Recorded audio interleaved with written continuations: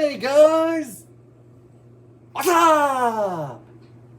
Alpha Lion Simba here, and welcome to another episode of Doggone It!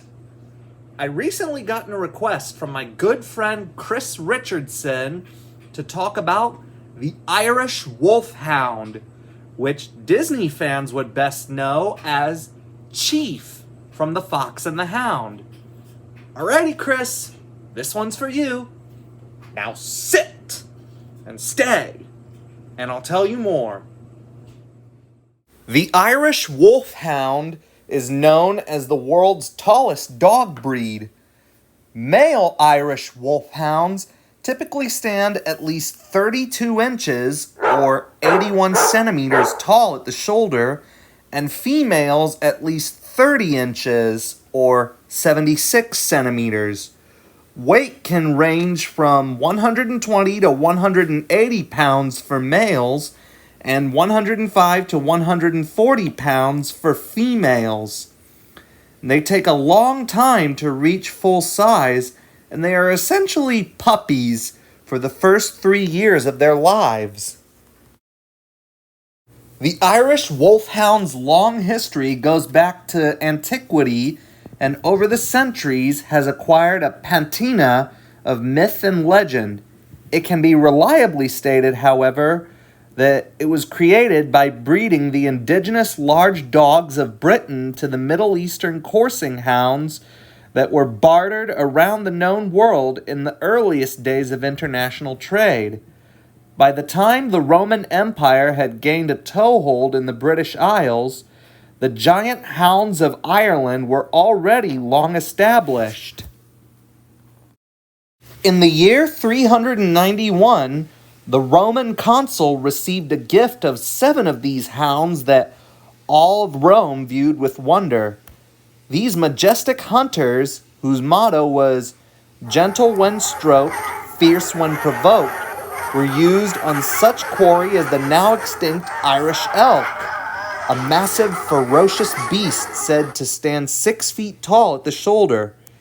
In the 15th century Ireland, wolves were overrunning the countryside.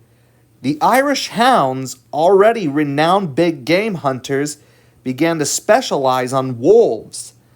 By the late 1700s, when wolves and other big game animals of Ireland were hunted to extinction, Irish wolfhounds lost their job and nearly went extinct themselves. This was a case of a breed doing its job too well for its own good.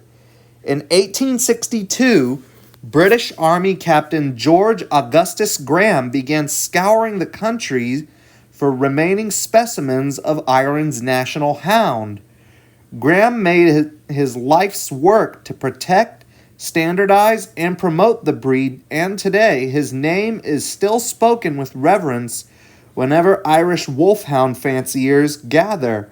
Among the many Irish legends inspired by the breed is the melancholy tale of loyalty and remorse, Gellert, the Faithful Hound. Irish Wolfhounds were brought to America as early as the 1630s, most specifically to New England. While early mentions exist, like the 4 hounds shipped to John Winthrop Jr. in 1633, the breed remained very rare in North America for centuries. It wasn't until the late 1800s and early 1900s that the breed became more established, with the American Kennel Club recognizing it in 1897 and the Irish Wolfhound Club of America being founded in 1926. In terms of health, Irish Wolfhounds, while generally healthy, are prone to several breed-specific health issues due to their large size and genetic predisposition. Common concerns include heart disease, bone cancer, and bloat. Other problems include hip and elbow dysplasia, bleeding disorders, and neurological issues like seizures. In terms of grooming, Irish Wolfhounds have a wiry double coat that requires weekly brushing to remove loose hair and dirt. Twice a year, they need to be hand stripped to remove dead hair, which can be done at home or by a professional.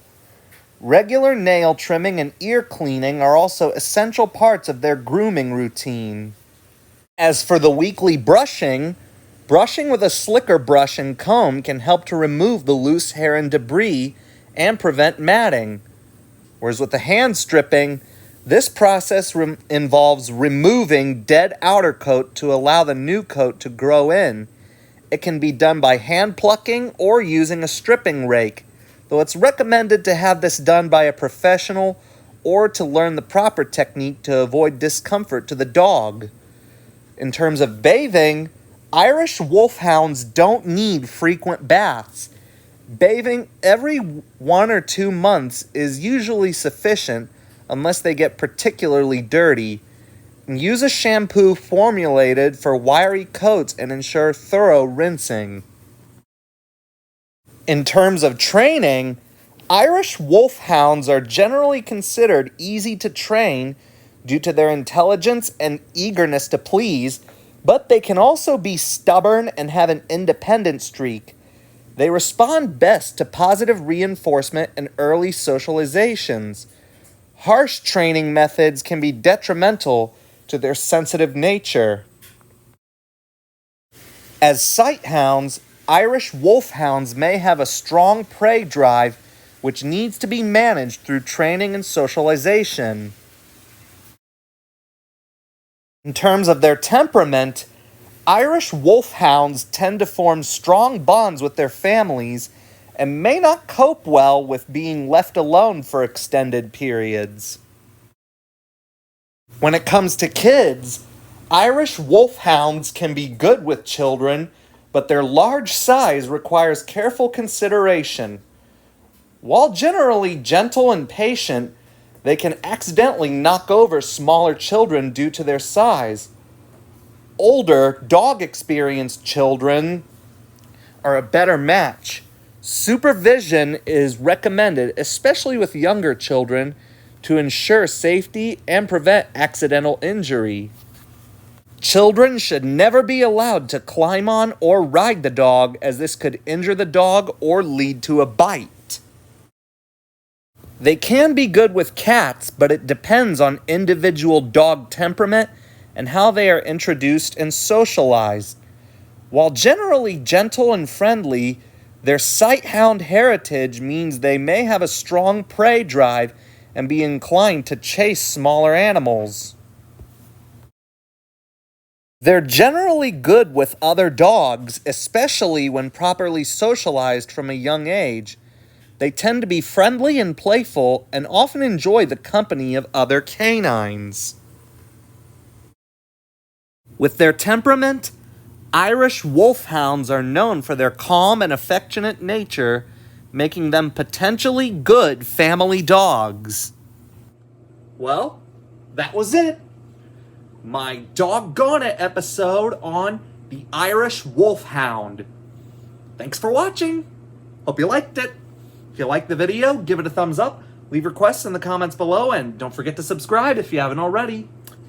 Alpha Lion Simba, out.